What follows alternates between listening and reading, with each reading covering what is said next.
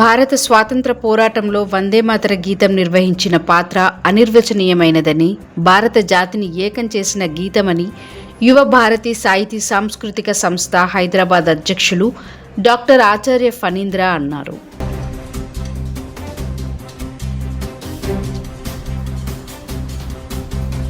త్యాగరాయ గాన సభ హైదరాబాద్ మరియు భవానీ సాహిత్య వేదిక కరీంనగర్ సంయుక్త ఆధ్వర్యంలో మార్చి 14 రెండవ శనివారం రోజున కళా సంగీత నాట్య వేదిక త్యాగరాయ గాన సభలో జరిగిన సభకు ముఖ్య అతిథిగా హాజరై కవి, రచయిత, విమర్శకులు, శతాధిక గ్రంథ ప్రచురణకర్త వైరాగ్యం ప్రభాకర్ సంపాదకత్వంలో వెలువడిన వందే మాతరం కవిత సంకలనం మరియు నాకు నచ్చిన పుస్తకం వ్యాస సంకలనాలను ఆవిష్కరించారు.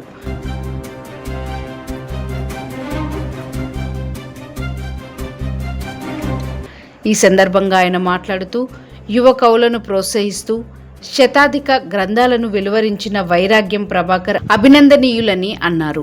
30 మంది తెలంగాణకు సంబంధించిన ప్రముఖ కవులు రాసిన పుస్తకాలపై సమగ్రమైన విశ్లేషణ చేస్తూ 30 మంది రచయితలు అందించిన వ్యాస సంకలనం నాకు నచ్చిన పుస్తకం సాహిత్యం పట్ల అనురక్తిని, ఆసక్తిని కలుగజేస్తుందని, ఒకే చోట 30 మంది కవులు రాసిన పుస్తకాలను చదివే అవకాశం లభిస్తుందని, ఇలాంటి పుస్తకాలను వైరాగ్యం ప్రభాకర్ మరిన్ని వెలువరించారని కోరారు.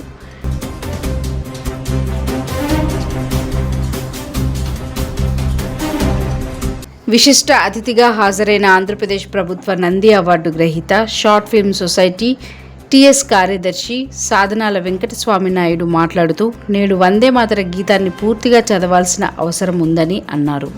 కవులు తమ రచనలను 1, 2, 3 సార్లు చూసుకొని అక్షర దోషాలు లేకుండా జాగ్రత్త పడాలని అన్నారు. నాకు నచ్చిన పుస్తకం వ్యాస సంకలనాన్ని కాకతీయ ప్రభుత్వ కళాశాల Hanumakonda association professor doctor జరుపుల Ramesh Vande Mataram కవితా సంకలనాన్ని ఆధ్యాత్మికవేత్త, ప్రచురణకర్త, చౌడూరు కళాపీఠం అధ్యక్షులు చౌడూరు నరసింహారావు సమీక్ష చేసిన సభలో ఇరు తెలుగు రాష్ట్రాల కవులలో కవి సమ్మేళనం నిర్వహించడం జరిగింది.